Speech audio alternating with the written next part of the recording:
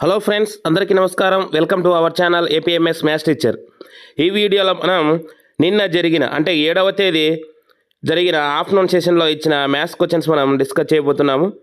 So questions ఇక్కడ ఎలా ఇచ్చారంటే ఎక్స్పోనెంట్స్ అండ్ పవర్స్ ఘాతాలు ఘాతాంకాల నుంచి ఒక క్వశ్చన్ ఇచ్చినారు. సో ఎలా ఇచ్చారు ఇక్కడ చూద్దాం ఒకసారి. సో 2^4m+1 × 4^- -m+1 = 32 అయినా m విలువ కనుక్కోండి.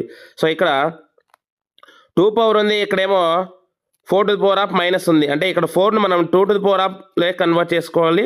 సో అదే దాంతోపాటు 32ను కూడా మనం 2 పవర్ సంథింగ్ మనం కన్వర్ట్ చేసుకున్నప్పుడు సో లెఫ్ట్ సైడ్లోనేమో according to formula a⁴m ×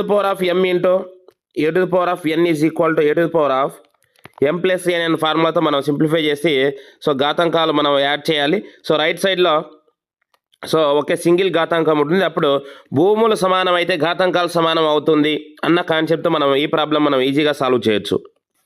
next పంచభుజి యొక్క బాహ్య కోణం. సో పంచభుజి పేరులో పంచ అంటే పాంచ్ 5. సో సిమిలారిటీ గుర్తుపెట్టుకోవాలి ఇక్కడ. సో ఒక పంచభుజి యొక్క బాహ్య కోణం ఒక్కొక్కటి ఎంత అవుతుంది అన్నప్పుడు 360 degrees by n చేస్తే సరిపోతుంది. అంటే 360/5 చేసి మనం సింప్లిఫై చేస్తే మనకు ఒక్కో బాహ్య కోణం ఎంత అనేది వస్తుంది. సో మన ఛానల్లో కండక్ట్ చేసిన గ్రాండ్ టెస్ట్లో కూడా మనం ఇచ్చినాము ఇది. సో మన ఛానల్లో మనం అష్టభుజికి సంబంధించి ఇచ్చినాము. సో వీళ్ళు పంచభుజి అని ఇచ్చినారు. సో అక్కడ మనం అన్ని చెప్పడం జరిగింది. ఏమి చెప్పినాము? పంచభుజి చెప్పినాము, తర్వాత అష్టభుజి, తర్వాత సప్తభుజి, ఇవన్నీ చెప్పి అంటే పెంటాగాన్, హెక్సాగాన్, సెప్టాగాన్, ఆక్టాగాన్, నానాగాన్, డెకాగాన్ అని చెప్పి ఇవన్నీ మనం వరుసగా అన్నీ ఎక్స్ప్లెయిన్ చేస్తున్నాం. అంటే మన క్వశ్చన్లో ఇచ్చినదే కాదు, రిమైనింగ్ దానికి రిలేటెడ్ టాపిక్స్ ఏమైనా ఉంటే అవి కూడా మనం ఎక్స్ప్లెయిన్ చేయడం జరుగుతుంది. కాబట్టి మన ఛానల్ చూస్తున్న వాళ్ళు ఖచ్చితంగా ఇలాంటి క్వశ్చన్స్కి ఈజీగా ఆన్సర్ చేసి ఉంటారు. నెక్స్ట్ ఇక్కడే పంచభుజి, సప్తభుజి, అష్టభుజి జతపరచనని కూడా ఇచ్చారంట. నెక్స్ట్ వృత్త పరిధి ఇచ్చి వ్యాసార్థం కనుక్కోవడము. సో వృత్త పరిధి మనకు అందరు తెలుసు 2πr ఫార్ములా. సో దీనికి ఒక వాల్యూ ఇచ్చింటారు. సో దాని నుంచి మనం సింప్లిఫై చేస్తే మనకు రేడియస్ వ్యాసార్థం వస్తుంది. సో ఇలాంటిది ఇచ్చినారంట.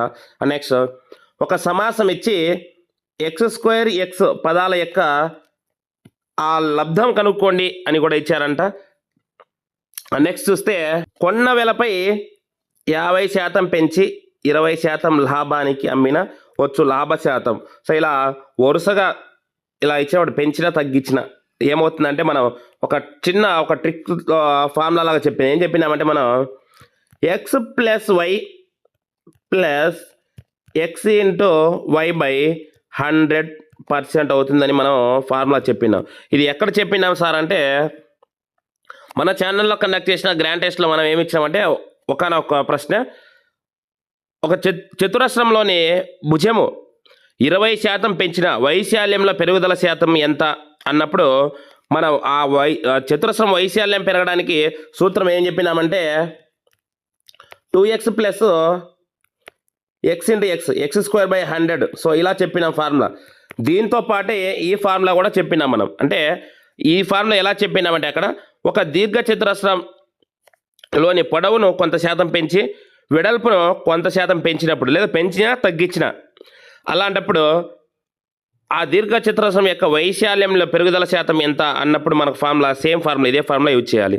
దాంతోపాటు మనం ఇంకా ఎలా చెప్పినామంటే ఒక కొన్న వెల పైన కొంత శాతం పెంచి ఇంకో కొంచెం శాతం లాభానికి కానీ నష్టానికి కానీ అమ్మినప్పుడు మొత్తానికి లాభ శాతం వస్తుందా నష్ట శాతం వస్తుందా అని చెప్పి మనం కనుక్కోవడానికి ఏ సూత్రం ఉపయోగిస్తామన్నది చెప్పినాం. సో సేమ్ ఇదే ఫార్ములా ఉపయోగిస్తాము.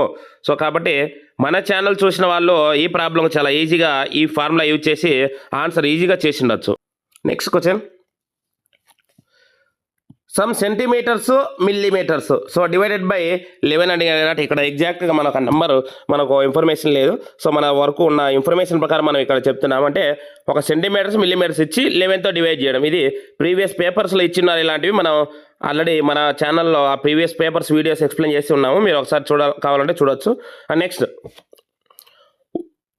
1 నుంచి 20 కార్డులలో ప్రధాన సంఖ్య రావడానికి సంభావ్యత అన్నారు. మనం 1 నుంచి 100 వరకు మొత్తం ఎన్ని ప్రైమ్ నెంబర్స్ ఉంటాయి అన్నది మన ఛానల్లో చెప్పి ఉన్నాం. ఎన్ని ఉంటాయి? 25 ఉంటాయి. సో ఈ 25 ఏంటి అని మనం గుర్తుపెట్టుకోవడానికి ఒక కోడ్ కూడా చెప్పినాం. ఏం చెప్పినాం? ఒక కోడ్ డిడి బీబీసీ